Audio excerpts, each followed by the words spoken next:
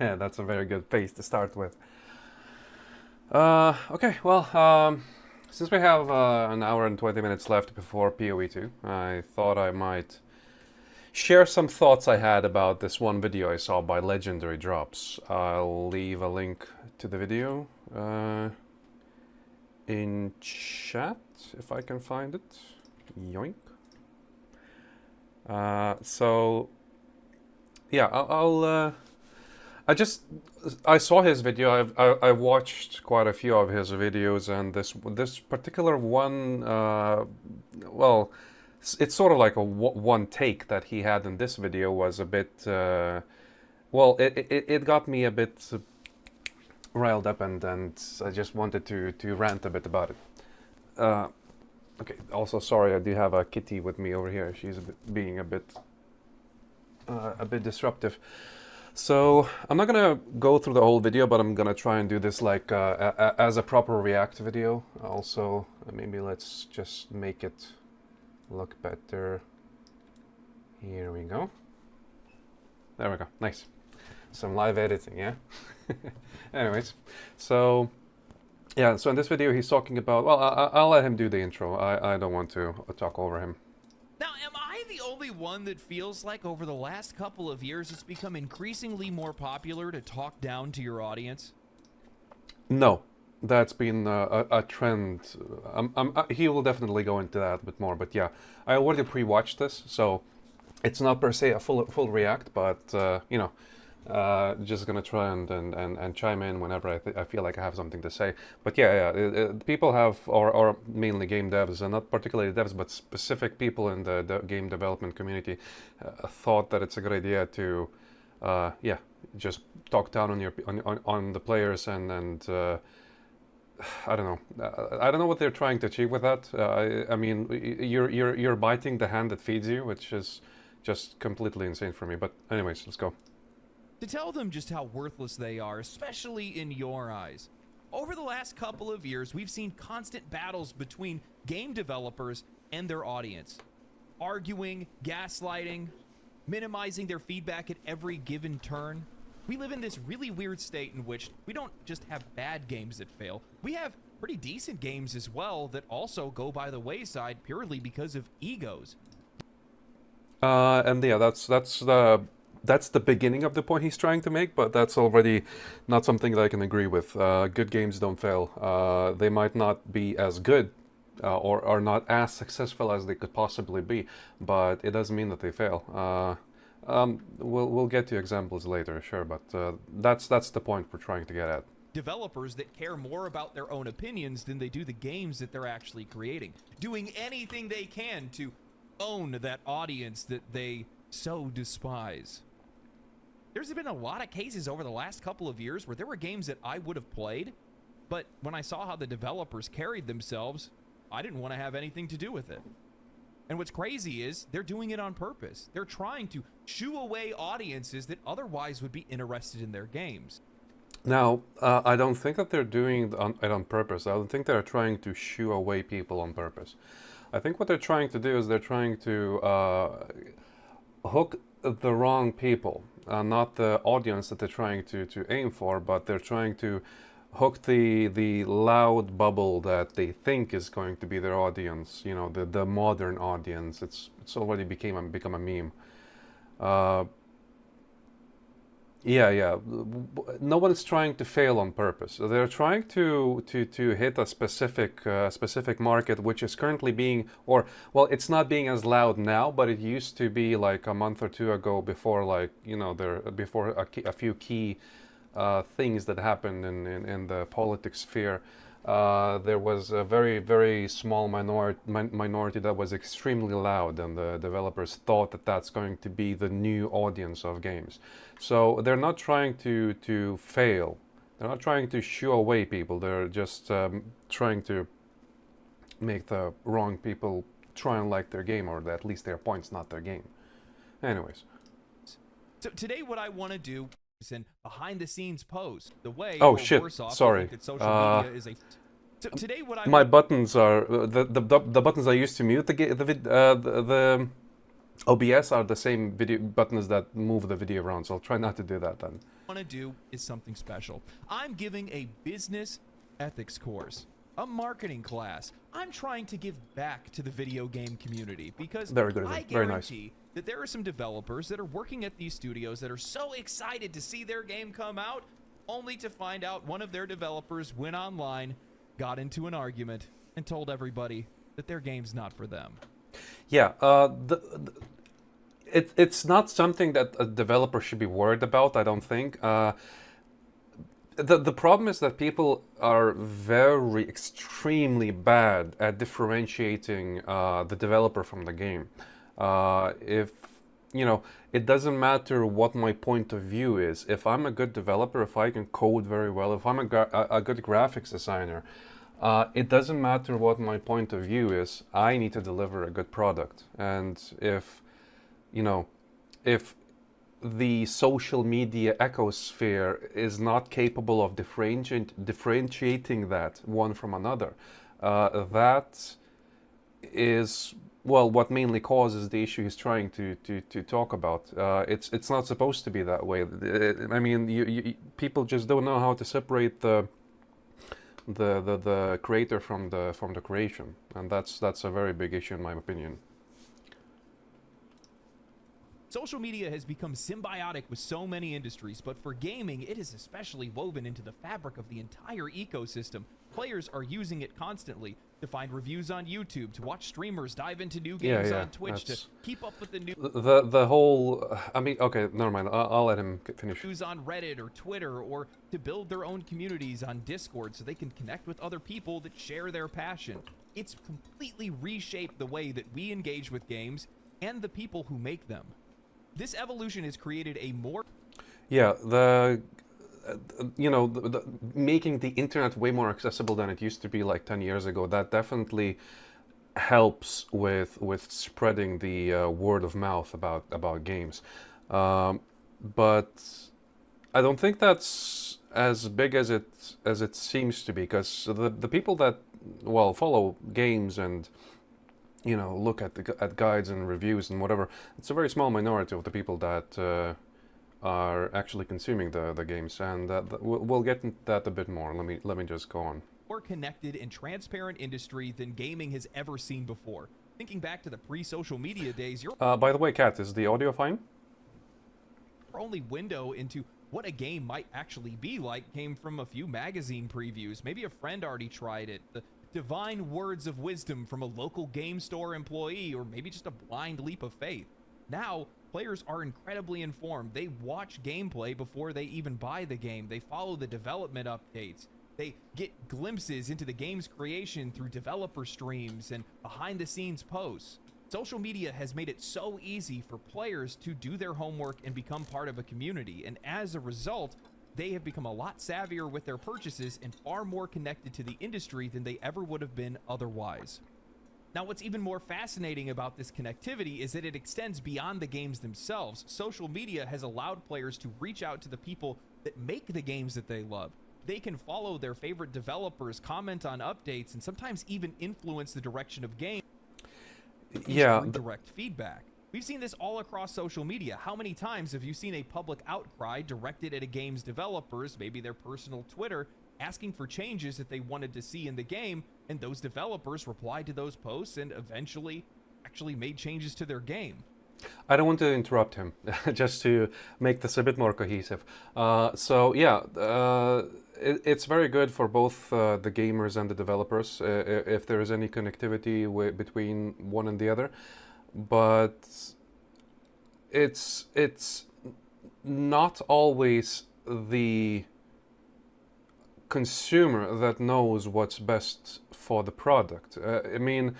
All of us might have a lot of ideas on how to make the game better, but it doesn't matter. It doesn't change the fact that our ideas might not actually be what everyone wants. I might be playing, let's say, a shooter game, and I decide that, oh yeah, I don't actually like when you dash and press crouch and then the character slides. And I would think that's a good idea, but it might not be something that everyone else or the majority of the people would agree with. So a good game developer, sure, it's a great tool for a game developer to use to see what people might want from a specific game, but a good game developer should also know themselves and what needs to be done, right?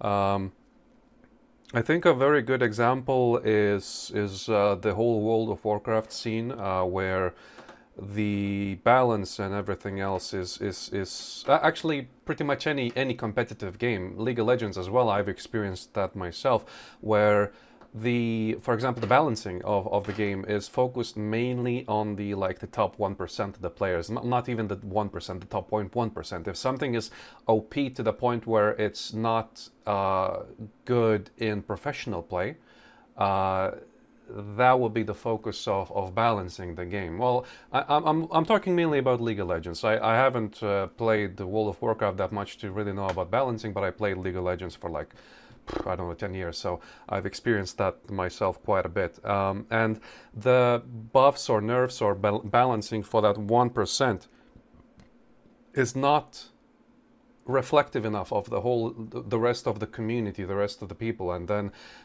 something that might be now well balanced for the top high end play might be completely off for the rest of the 98%, right? Maybe not 98, maybe like the rest, let's say 70, 60, or I don't know, maybe more than 70. But mainly it's just not reflective of the whole community. And you might have these, and of course the more active people on social media or online or in communication with developers will be the more passionate audience, will be the people that spend way more time with the game, the better players, you might call it. So it's like I said, it's a good idea to follow what's happening on all these social medias regarding the feedback of the game, but it's not something that you need to take for its value. You need to have a little bit of salt mixed into the mix, right? Anyways, let's get back to the video. This is a huge shift, a direct line from the creators to the community. Personally, this is one of the reasons why I believe so many games have reached such explosive popularity over the last few years, and it's because players are more connected to these games, the developers, the process of making them, and they find new games easier. Now, what's wild is that the opposite is true. These developers have a direct window to their audience. They can see what they want. We live in a time in which it has never been easier to designate a target audience, see what they're interested in, understand what they are looking for in games, and know exactly what kind of response they want. Take 10 minutes to browse a genre subreddit, watch a couple highly viewed YouTube videos, and you can quickly ascertain what features players are feeling or missing in games today and understand what they love most about the games that they are playing. Yeah, so if you consider the opposite side, the community following the creator, sure, social media is an extremely good word of mouth marketing tool. Yeah, hi, something humble. We're talking about a bit about video games. I saw this one video on YouTube about from Legendary Drops. I have the link in the chat. But just this one point really got onto my mind. And speaking of, let me just skip over to the place where I think he will be talking about the point in particular. I don't want to react to the whole thing. Well, just because mainly there's quite a few good points in the video, and I really want you to watch it yourself, not just to see me rewatch it, but also because I don't want to keep this too long, well, just for brevity's sake. So I think it's around here. Yeah, sure. It's a good video. If you don't follow him, go ahead. Actually, yeah. Oops. Go ahead and follow. Actually, a side tangent. Subscribing doesn't do anything anymore. Most of the people that I watch, most of the people that I follow, I haven't subscribed for or to. I think that's just a check mark for the algorithm from YouTube. But that's kind of wasteful, I think. Anyways, side tangent over. Let's go back to the video. Out and find your audience and make the exact game that those players want to play. But because of the nature of social media, if your worldviews and your personality is not congruent with that audience, you will sink your game. And this is the point that I just couldn't keep for myself. I needed to rant about this. I completely disagree. Let's just put it that way. I don't think that you having a bad point will make your game worse. I mean, yeah, sure, it can ruin the public perspective of the company if you, as a developer, as a CEO, or as, you know, a C-suite position from that company were to have some pretty bad takes, then yeah, a public perception of your company will, of course, go down. That's just natural. Even if you didn't do anything bad, it might still go down. But that doesn't make your game bad. A good game brings players. A bad game loses them. And your company's point, or the social perspective of your company is not going to change that. Yeah, it's not gonna affect the sales. I'll get into some more details later, but let me just let's hear him out and maybe see if what kind of basis he has for this point, right? It's as simple as that. Sure, No, there's it probably isn't. going to be some people that are out there that are saying, well, you need to represent both sides of this issue. Can't developers be human? No, they can't. Okay, I mentioned already that I have pre-watched this, but I don't remember the whole thing anyway. So he also says that a company has to have a side into a discussion or a point. And again, not really, no. You don't need to. Oh, well, sure. I mean, all right. Well, if you have a point as a developer, if you have a side, sure. I guess you can dish your opinion out. I don't really care, and it's not gonna do the big of an effect that at least Legendary Drops here claims on the sales. But also, do you have to? Right? That's probably the main, the biggest issue I have with social media is that it gives people a very big boost in, I don't want to say their ego, but in it gives them a big boost into something that makes them maybe like a boost to their narcissistic tendencies. Does that make sense? Where they just make them want to express themselves as much as possible, where they really don't have to. I mean, does anyone really care which president a developer of Baldur's Gate 3 voted for? I mean, I haven't seen any posts like that. I'm just giving an example. But is that gonna change your opinion on the game? You know, who cares? If you, let's say if you really like chocolate and then someone from the developer team says, oh, you know, chocolate's overrated, I like vanilla more.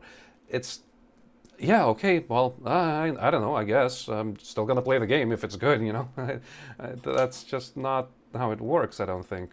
Well, anyways, there's a few more points I think he makes here, but let's see if there's anything if he follows up with. When it comes to these interactions between players and developers, the responsibility, the accountability ultimately falls with the developers. Players, by nature, are a diverse group, passionate.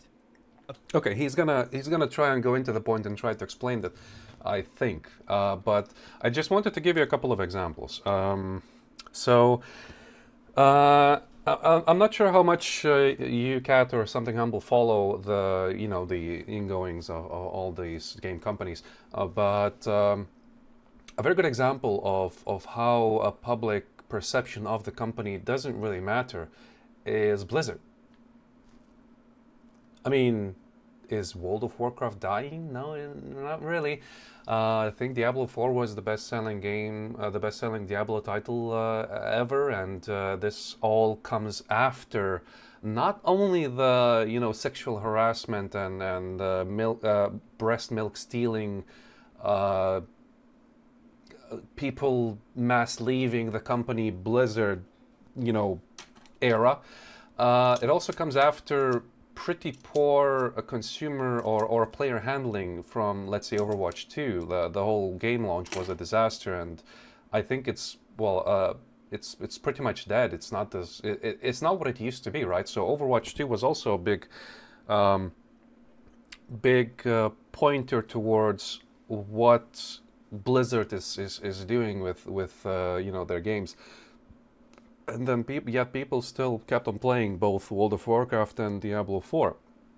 I mean, it's wasn't it 6 million sales for Diablo 4? I mean, don't quote me on that number, but it's still a massive game. It's let me see. If, I think I have a couple more examples. Apex Legends, right? I mean, that game it was a meteoric rise of like a game came out of nowhere and then everyone started playing it. And what was the company that developed it? Wasn't it Electronic Arts, right? Let me check. Apex Legends. Developers Respawn Entertainment. That's the subsidiary of Electronic Arts, if I'm not mistaken. I think it is. What's the publisher? Anyways, the game. Actually, that kind of ruins my point if it's not EA. I think it was EA. Yeah, Electronic Arts. So yeah, and isn't Electronic Arts voted like the worst company of the year twice in a row? I think, right? But that doesn't matter. They released a good game, Apex Legends. I haven't played it, but I know it's good. It's just not my cup of tea, right?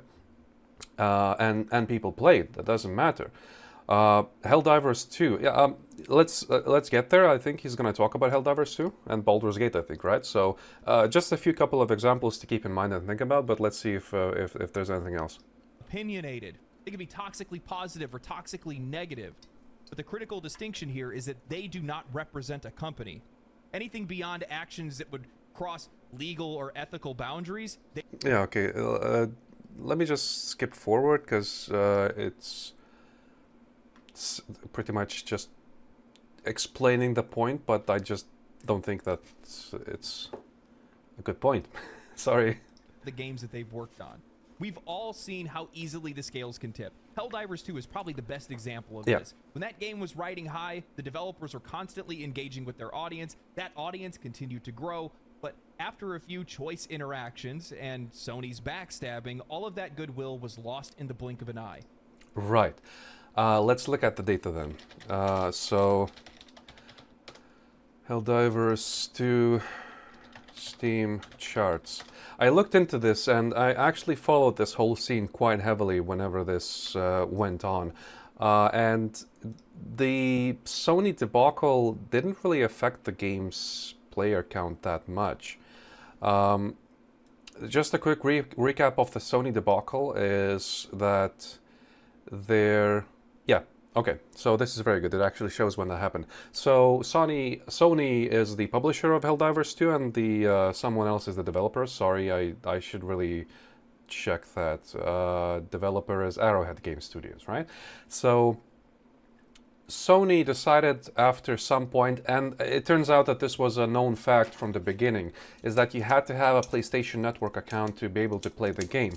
And a very large selection of countries, including the country I'm from, can't really create a PlayStation Network account. So that means that you won't be able to play the game. I still have a PlayStation Network account, but that's a different thing. And there was a massive uproar. The game was downvoted to all hell and oblivion, and everyone thought the game is going to die. But this is when that happened, and as you can see, there was this downtrend of player count for quite a while, and it didn't really go down that much anyways. There were some peaks, and there were just again a slight decline, then a peak, a decline. I think that's just when a patch or something new, something special happens. I think I rejoined back on June whenever there was a push against the Malevolent Creek or something. I don't remember now, but it had pretty much no effect. The game is still blocked in a lot of the countries, so that might be what's not helping with the player count that much. But most of the people that wanted to have the game already had bought it by the point that when the linking shenanigans came out. And if you had the game, you could still play it. You just won't be able to buy it. They decided to lift the whole linking restriction, so just buying was an issue if you're not from one of the countries that are allowed to buy the game. And yes, he does mention. Let me go The back a player bit. engaging with their audience, that audience continued to grow. But Hmm. after a few choice interactions and Sony's backstabbing, all of that goodwill was lost in the blink of an eye. The players that were on the side of the developers, even when the game had these persistent issues with performance, matchmaking, connectivity, and more, but all of that went away. Yeah, so it's because it's a good game, right? Sure, there were quite a few. If you were to Google Helldivers 2 drama or something, I'm sure you'll find quite a few posts. But like I said, it didn't really affect the game's performance that much. So the well, I mean, it does follow the pretty much basic trend of the game getting a big player count and then slowly dropping off. Um, it is dropping off quite a bit, I think. Well, I played Elite Dangerous quite a bit. I was actually surprised of the pretty steady player count over the time. It's not the whole player count. There's launchers and whatever, but it does seem to be rather steady. So I think this is just the main core player count, which looks like Helldivers is also reaching now, right? Just this pretty much core players, you know, sticking with the game. But this downward trend is pretty much natural for any game releases, so it's not really something that should surprise anyone. And again, it didn't really have any effect. The whole the debacles and everything else didn't really have any effect on the game, I don't think, or at least as far as I can see. Yeah, Stalker 2. Let's look at that then. Stalker 2. So the developers weren't really known in the gaming sphere. They did the original Stalker games, but other than that, I don't think they had any good releases or any releases at all. And yeah, I mean, it's a slow trend going down, right? I mean, it's pretty normal. Actually, it's pretty good. I would think that the game would go down quite a lot more than that. So this is a good example of keeping the players. Usually it goes a bit more, but actually it's a bit weird that we don't see any massive peaks. Usually when the game starts, there's a big peak, but okay, well I guess there wasn't that much of a marketing role for the game. Yeah, spiky. I think that's just the play hours.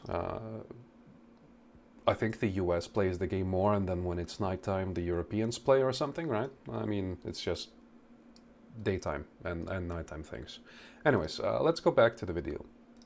Because it seemed like the game's success had gone to the heads of both the developers and the community managers. Now, this all started off with the game's initial balance patch, which essentially took players' favorite weapons away from them, made the game feel worse to play, and ultimately started its mass exodus. Throwing gasoline on an already raging fire, the developer behind the balance patch took to Reddit to push back against players, defending the changes, and later pretentiously admitting that they were intentionally... And yeah, you can see the amount of downvotes. I mean, first of all, it's Reddit. I think what people in Reddit are usually a lot more critical with anything that's going on. But 162 downvotes. So let's just imagine that every single person that downvoted the game stopped playing it. The player count back then was tens of thousands, wasn't it? If not hundreds of thousands. We currently have 20,000 people playing, right? So if all 162 people that downloaded the game actually decided not to play it, it wouldn't really make a dent, right? So yeah, that's my main point. And yeah, Stalker 2 was a bit of a letdown, sure. It still delivers on what it wants to deliver quite well. I just didn't feel like it. I wanted another Metro experience, and the game didn't provide it. But anyways, we can discuss that a bit later. Let me just go forward a bit. I think here, right? Responses to clips and thumbnails. Meanwhile, they couldn't be any further from the truth because none of that is actually representative of the concerns or the overall messages in the content. Much to the dismay of Martin, but luckily for Wrong Organ, Asmon took the high road. He played the game, enjoyed it in front of an audience of almost 40,000 people with a VOD uploaded onto a YouTube channel that receives tens of millions, if not more, views per month. and exposing the game to that many more potential customers. All of these examples show a staggering disconnect from reality, developers failing to grasp the impact their actions have on how their games are perceived. Whether it's intentionally antagonizing players, dismissing legitimate criticism, or using their position to push their own personal agenda, the consequences are all the same. Yeah, so a little bit into that. I don't know if he's going to cover that, but when Asmongold, who well has a massive following, right? He played the game, and then the developer found out that Asmongold played the game, and the developer was upset because Asmongold is a little bit more right-leaning, right? And I guess the developer is left-leaning. There was also this whole drama about one of the characters being quote-unquote sexualized by some Twitter artists, which is why Asmongold played the game, I think, in the first place. Yeah, 40,000 viewers on Twitch is not as reflective as I think it was over 1 million views on YouTube, right? I mean, it's still a massive audience that the game got shown towards, right? And the developer was upset that Asmongold played it and was, you know, throwing around some nasty words. But if you were to look at the player count, it wasn't affected at all. It just, you know, has the same downwards trend. I think Asmongold played it around like late November. Maybe this was when Asmongold played it. So, you know, it gave like a 20% player boost, and then it came back to exactly what it was, if not slightly less than it was before. But you can account that towards the natural decline of the game, of the player count. It's a single player game, so people finish it, they drop it, right? So in the grand scheme of thing, in like this big picture view, nothing happened with the game after, you know, the whole artist Twitter drama, after the whole Asmongold playing the game, and then after the developer trashed Asmongold for playing the game. Nothing happened. The developer, and it was I think it was like the main developer. It's an indie game, right? So there's not that many developers. So he was like, it gave the perception of the company's viewpoint that much stronger, that much better, because there was just, you know, an indie title, and it still didn't do much with the player count. So it's you know, it just seems to me completely unrelated. They are alienating their audience and driving potential customers away. This isn't about silencing developers or denying them personal expression. It's about recognizing that working in a public-facing industry comes with responsibilities. If Yeah. your audience feels dismissed or insulted, they're not going to stick around out of loyalty. They are going to move on to a developer that respects them, values their input, or acts responsibly. Sure, and that does happen, but just a very small minority. I mean, the most of the people that say Diablo 4 bad, right? I mean, I also say, oh, actually, sorry. I also say Diablo 4 is bad, right? But I still play it, you know? But most of the people that play the game they probably don't even know who Asmongold is, who Riker is, who Legendary Drops is. They just see a game, they see, you know, maybe they played something called Diablo 2 back in the day, and they see a new game released, and then they just download it and play it, and that's it. It's just not.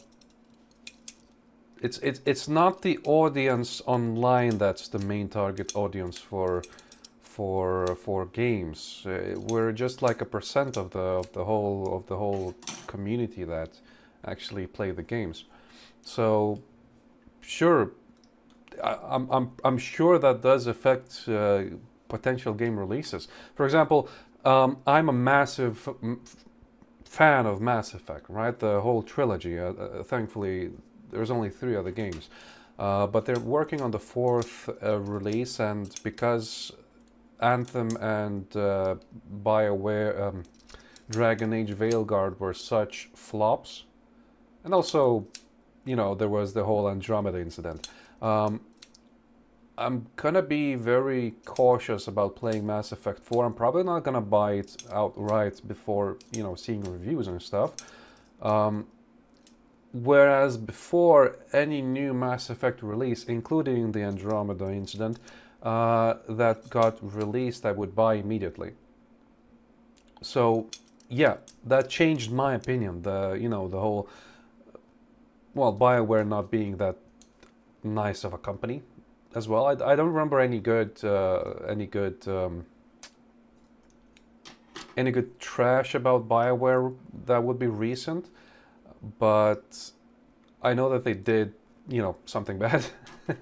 But also their poor game releases make me worried about the fourth Mass Effect game release. I'm not gonna buy it outright. So yeah, that changed me. But it's, well, not really gonna be that big of a factor. I'm just one person, right? I mean, I do follow the game scene quite a bit, but we are a minority. Games do not sell themselves. They rely on word of mouth, on trust, and on the connection between the creators and the players. Developers who fail to understand that Games do not sell by themselves is maybe 80, maybe 70% right. A good game will sell itself. And then the rest will be done by word of mouth or well, actually, let's be fair and say maybe like 60% is the game's quality. I mean, word of mouth generates automatically if the game is good. So technically, word of mouth is impossible without the game, well, being good, right? So one starts the other. But yeah, I just don't see how the rest of social media and so on affects game sales. Maybe this are gambling with the else. livelihoods of their teams and the future of their studios. At the end of the day, a player might forgive a performance bug, a balancing issue, or even a poorly written narrative, but what they won't forgive is being treated as if their opinions, money, and loyalty don't matter. It's narcissism. That's it. It's as simple as that. You saw it in some of the posts that I showed. My game, my game. It's not your game. It's your team's game. It's your studio's game. It's your publisher's game. And everything that you say and do, what these let me companies just do, go forward a they bit. keep their mouths shut. Oh yeah, Bethesda does that 100%. They launch a failed game and then they just wait for the community to update that. Yeah, I agree completely. And they let the product speak for itself. The most Yeah, successful games the that product we've seen speaks over the for past few years itself, didn't right? get there by luck. They were the result of studios that made incredible games and understand how to balance their online image and effectively connect with players. A standout example of this, the best example of this, He almost got there. Almost. Making a good game, connecting with the audience, not really, but it's on the right track. is Larian Studios, led by Sven Vinka with Baldur's Gate 3. From start to finish, Sven and his team have been a masterclass on how to handle public relations and player engagement. Sure, I haven't really followed them that much, so I can't really comment on that, but it's the game. Divinity Original Sin 1 and 2 were good. The second was better than the first. You could see that the company was improving drastically, but they weren't really. I don't think they were that active regarding Baldur's Gate 3. I really can't remember what happened back when they released the first chapter beta for Baldur's Gate. Whether there was that much of an advertising push for that game, but what sold the game was the fact that the first chapter, that the small snippet of the game that they released was amazing. That's what helped with the game. That's what made me excited. That's what people were talking about. And then when the game released, sure, I think Sven and Michael Dowse, Larian's publishing director, over on social media only ever post about things that truly matter to their audience. Fan creations, appreciation for the players, meaningful updates to... Okay, so yeah, Larian is really good about connecting with the audience. Let's see the numbers then, right?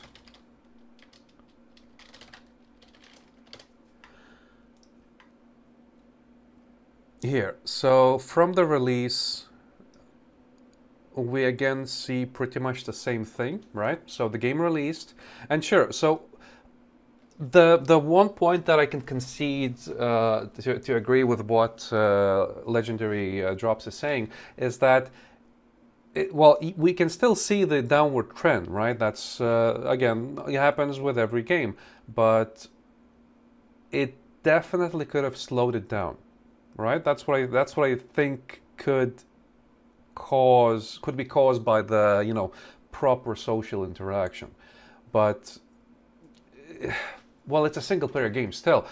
You're you're not gonna come back to the game that you already played and finished if the developer says something good on Twitter, right? I mean, that's not what, at least, that's not what it makes me want to go back and replay the game. If the game is good, if the game has replayability, which Baldur's Gate definitely has, that's what will bring people back to play the game. Now, adding mod support and stuff like that, that also will definitely boost player count. I think modding and so on, maybe what's causing this kind of an uptick. Well, I'm not sure, but still. Adding things to the game will bring back people. Making massive patches, making new classes, subclasses. I mean, they're releasing, what was it, 12 new subclasses, in a couple of weeks, like a massive patch for free. You think that's not going to bring people back? And it doesn't matter what they're posting on social media. Sure, people will keep in mind that Larian is a good company, and whenever they release a new game, even if it's trash, it'll still have a bigger player count. That still helps, but it's not as good as simply releasing a good game. And that's what Baldur's Gate 3 was.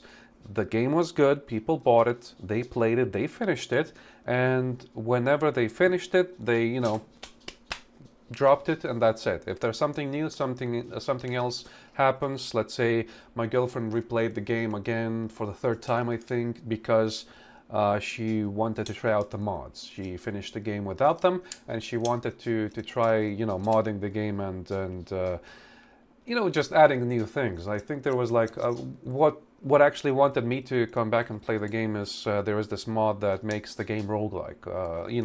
Pretty much no role playing ever, but you just go from combat to combat, just like a roguelike would, right? So that's what brings people back, not something posted on social media.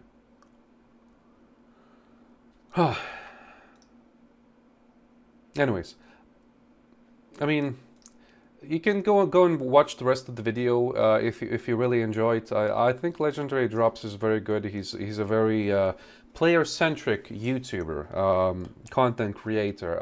So his points usually make sense. But this one area that I really just had a bit of an itch to get off my chest. So yeah, I think that's it.